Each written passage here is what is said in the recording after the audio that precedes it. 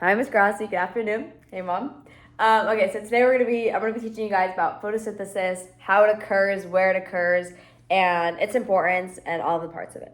So the first thing we're gonna start off with is the chloroplast. So this is where photosynthesis occurs. Chloroplast is an organelle found in plants, and that's where photosynthesis occurs. And there's two parts, which we're gonna go into detail about each part.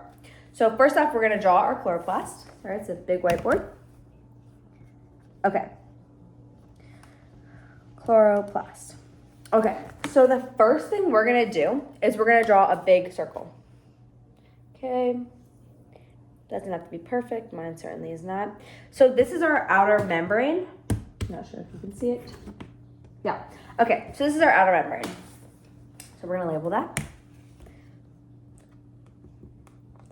And then we're gonna draw another circle inside of it, and that's gonna be our inner membrane. So our inner membrane is where a lot of this is occurring. Where all of this is occurring. So we're just gonna draw a second line in there. So you can see. And our inner line right here is gonna be our inner membrane. So I'm actually gonna write it down there just so we have more room. Outer membrane and our inner membrane. So right now we're just labeling the parts of the chloroplast just so we can see where everything is occurring.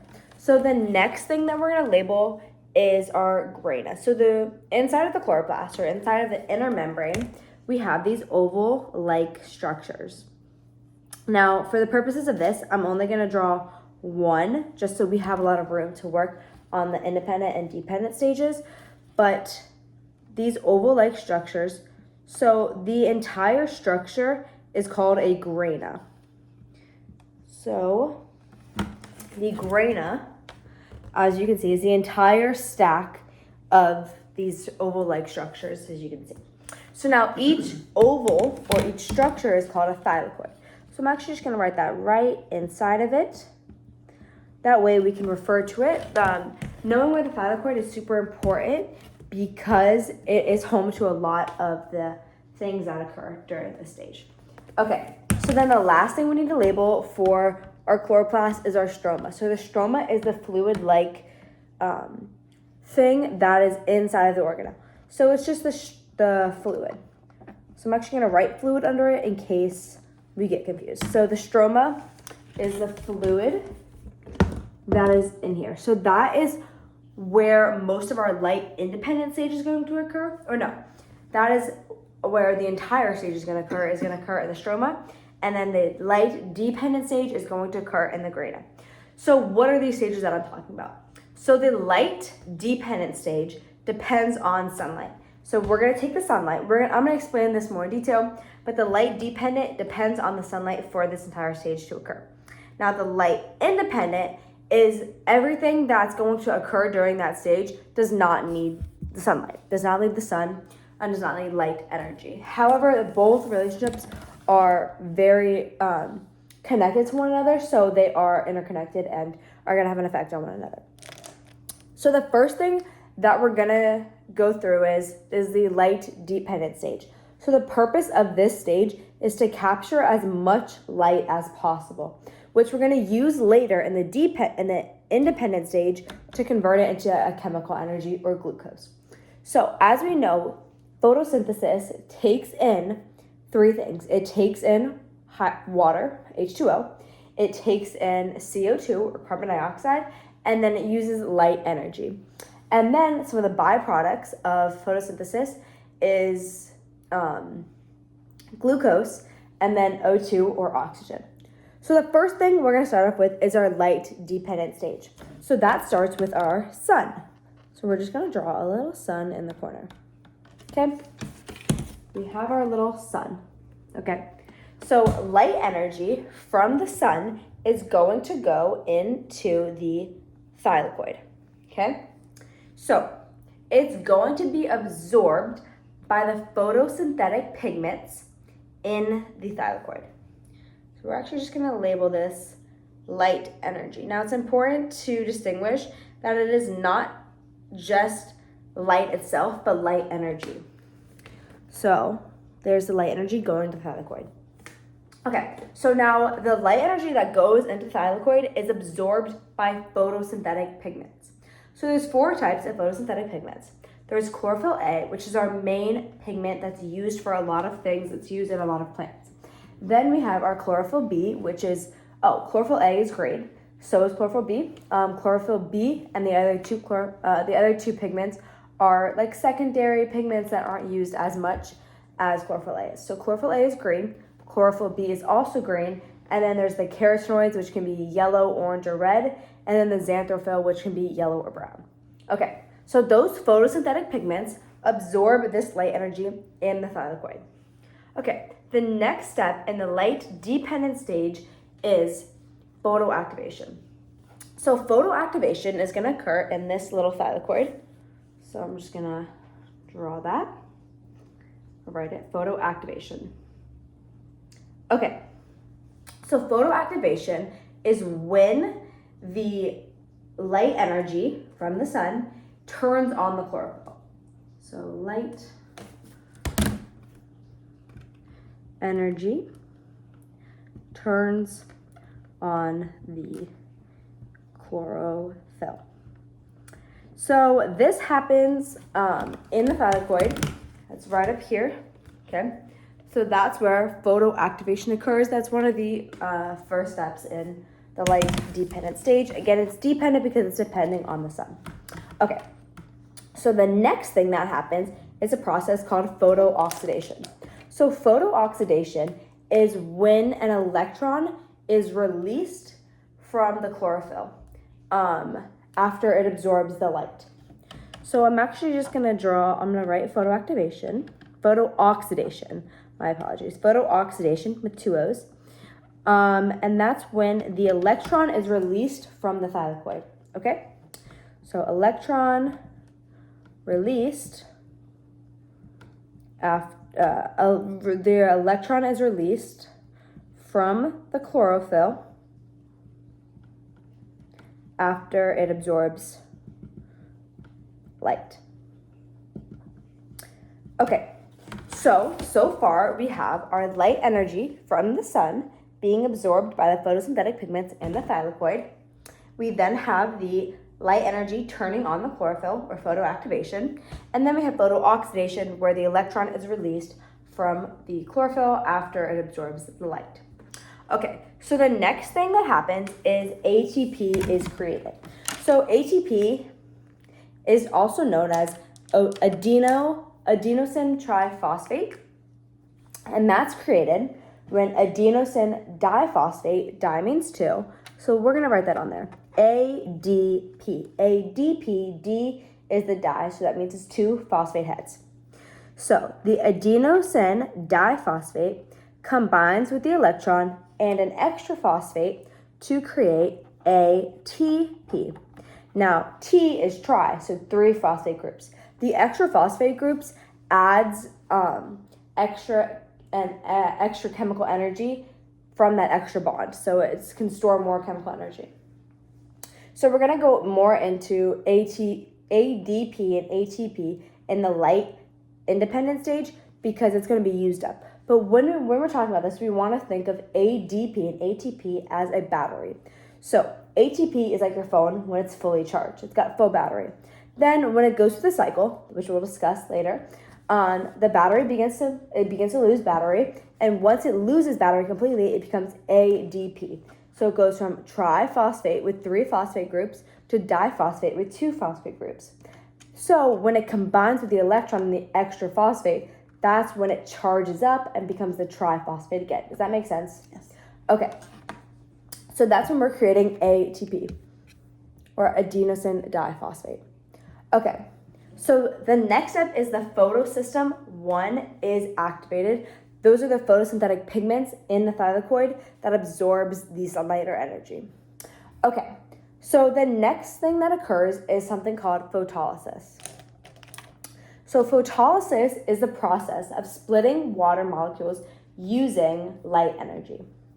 So when we're talking about photosynthesis, we said that the plant uses light energy, carbon dioxide, and water. However, we don't see water on this page yet. We don't know where the water comes from. So water comes from the roots. The roots absorb the water in the dirt and it brings it up and it absorbs. So we're actually just going to we're going to draw our H2O being absorbed by the plant by its roots. Okay, get it? Okay, so that's going to be 2H2, correct? Yeah, 2H2. 2H2O. Sorry, I forgot what water was. Okay, so like we said, photolysis uses light energy to split the water molecules. The light energy comes from the sun once again. So we're just gonna draw our little thing, our little arrow into, excuse me, our 2H2O. So then we're just gonna write, this is the process of photolysis, or splitting water molecules using light energy. And again, it's not just light, but it's light energy, or the energy from the sun. So right now we have our H2O from our roots, and it's going to be split using photolysis. Now, what is it going to be split into? What are we creating when we split it? So when we split it, we're going to create 2O2, or also known as oxygen. So that's our first byproduct, 2O2. We're also going to it's going to split up into 4 electrons, okay? And then it's also going to be 4 hydrogen atoms. And hydrogen is positive. So we're just gonna write our little positive sign to remind ourselves what it is. Okay. So the first thing that happens is the 2O2, or the oxygen, is released back into the atmosphere. That's one of the byproducts of photosynthesis. So I'm just going to draw an arrow of the 2O2, or oxygen, being released back into the atmosphere. Okay, you see that? So the water is going in from the roots, and then as a byproduct of photolysis, the oxygen is going to be moved out of the plant. Okay, the next thing is going to be the 4 electrons. So when we said photooxidation occurs, we said an electron was released from the chlorophyll after it absorbed the light. So we need to replace the electron lost in the thylakoid. So we're going to take the electron from this equation and we're going to put it right back into the thylakoid. So this is going to replace the electron. Okay, can we see it? Yes. Okay, so this is the water we're getting from the roots. This is the oxygen that that's being released as a byproduct, and then this electron is being moved back into the thylakoid after the electron from photooxidation was released. That way, the next time we need an electron to turn ADP into ATP, we're going to have that from our photolysis. Okay. Excuse me, sorry. I'm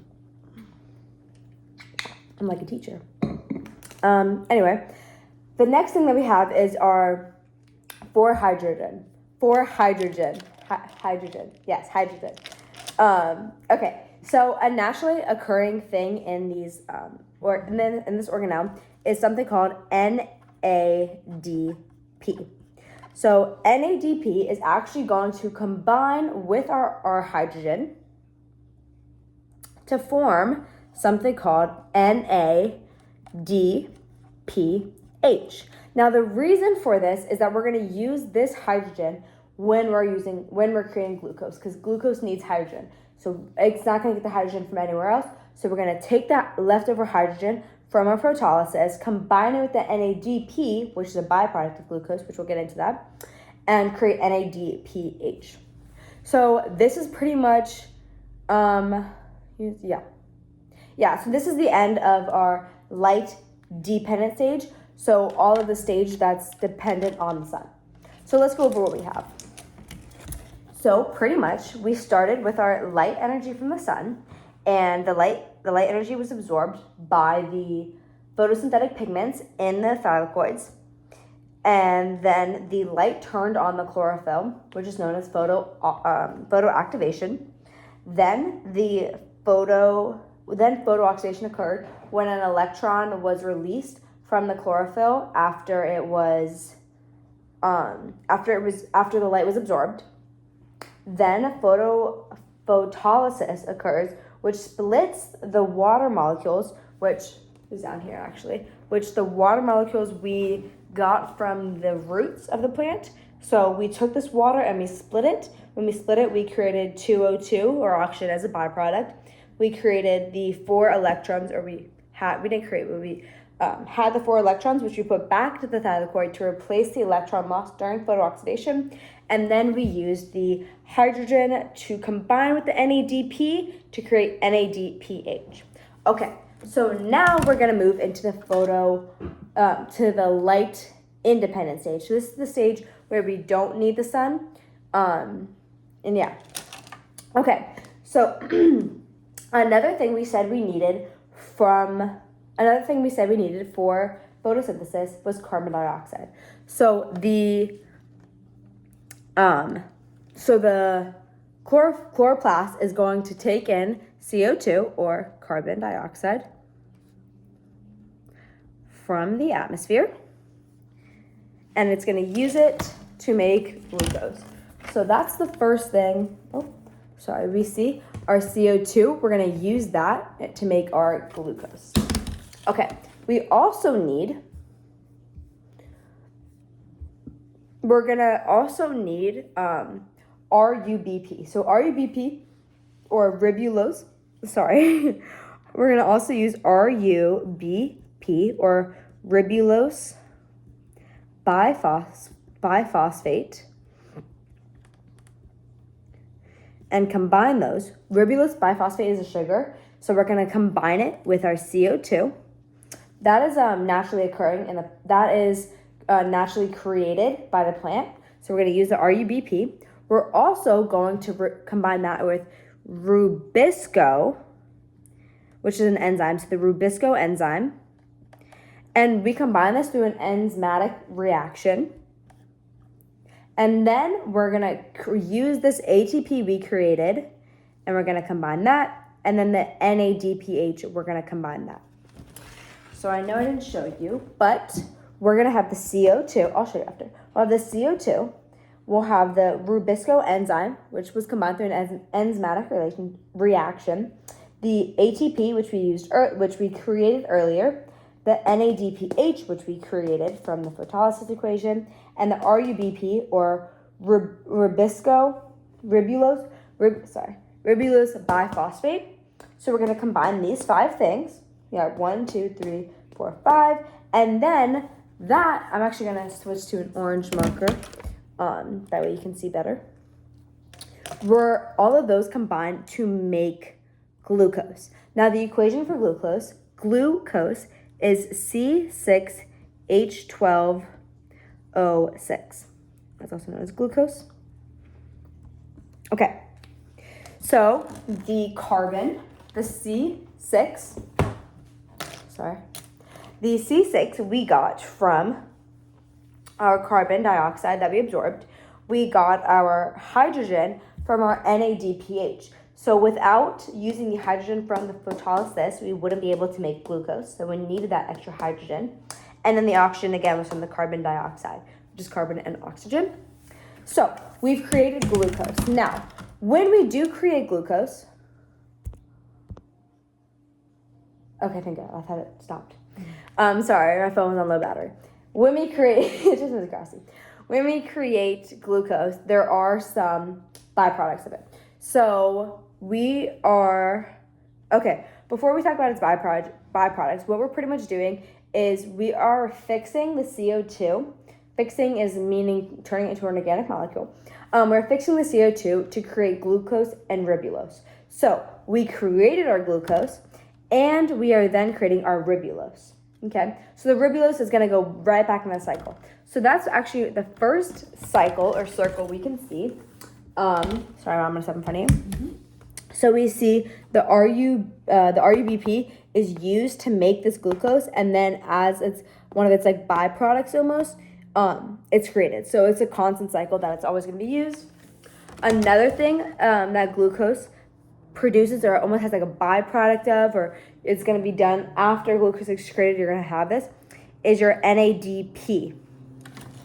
So, sorry. Great. Thank you.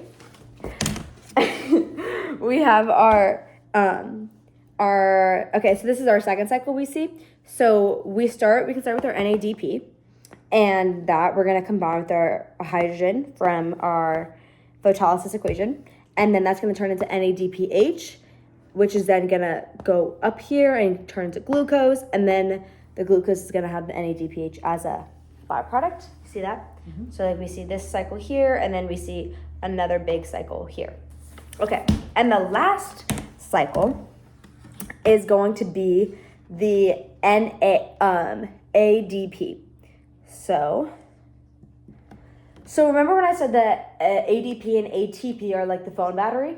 Mm-hmm. Okay, so let's start at the ATP, which is when, as up here, which is when your phone's at full battery, 4%.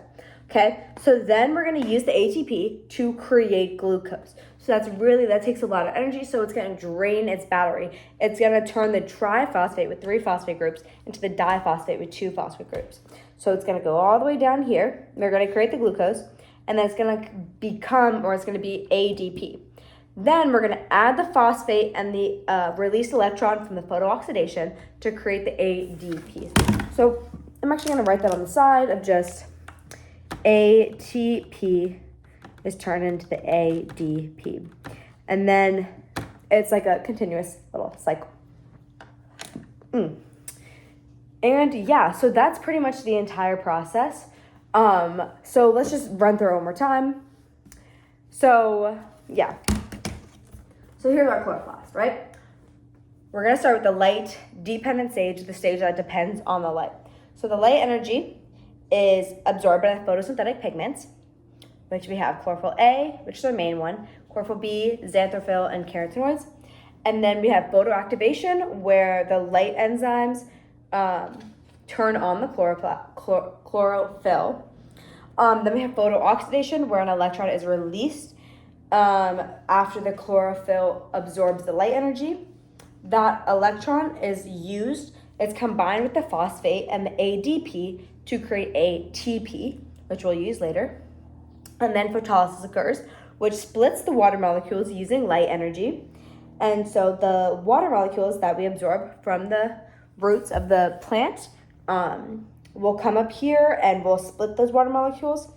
And then when we split them, we create oxygen as a byproduct. We also create 4 electrons, which we'll put back to the thylakoids. That way it can replace them, and that cycle can continue. And then we'll create the 4 hydrogen atoms, which will combine with NADP to create NADPH. Then we'll go into the light independent stage. So we're gonna take the carbon dioxide from the atmosphere. We're gonna take the ribisco enzyme, which naturally occurs in the plant.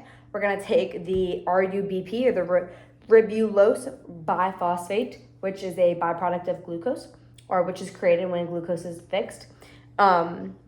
We're going to combine that with the NADPH for the hydrogen and the ATP for the energy, and we're going to create glucose. When we create this glucose, we're going to in the process make NADP, which is it without the hydrogen, and then we're going to also create ADP, which is without the extra phosphate, so it only has 2 phosphate heads, and then the RUBP, which is again going to be used in the glucose. Okay. Does this make sense? Sure. Yes? Yeah. Okay. Do you have any questions about it?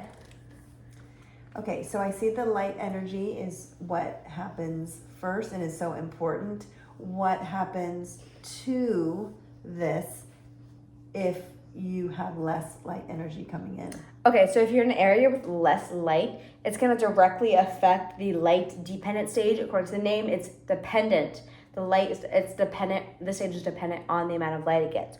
So one of the biggest things that's going to happen is the photoactivation is going to severely decrease, and therefore, as a result, the photooxidation is going to decrease, as well as the photolysis. So we cannot split the hydrogen atom without light energy.